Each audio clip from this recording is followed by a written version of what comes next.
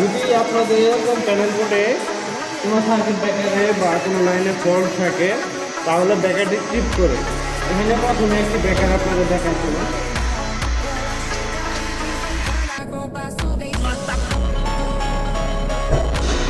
এই সমস্যাটা কেন হয়?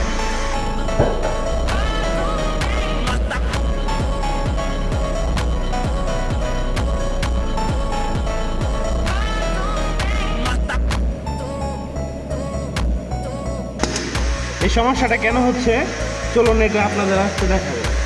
প্রথমে আমরা এই কানেকশনটা কোথা থেকে আসছে এই কানেকশনটা আগে চলুন চেক করে দিই।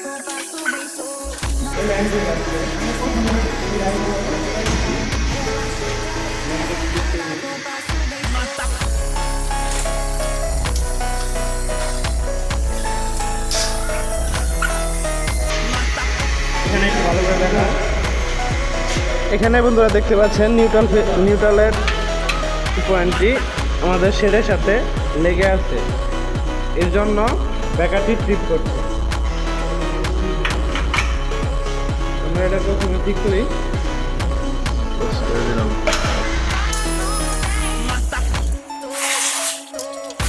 কানেক্টরটা বাদ দিয়ে এখানে ডাইরেক্ট জয়েন দিয়ে দেব।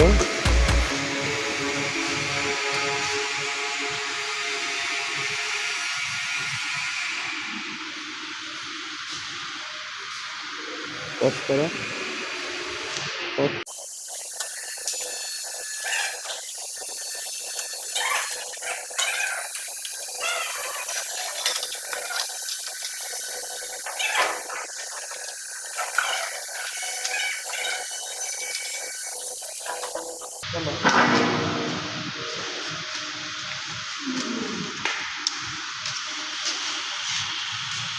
এখন দেখুন ব্রেকারটি উঠায় দেখি কানেকশনটি।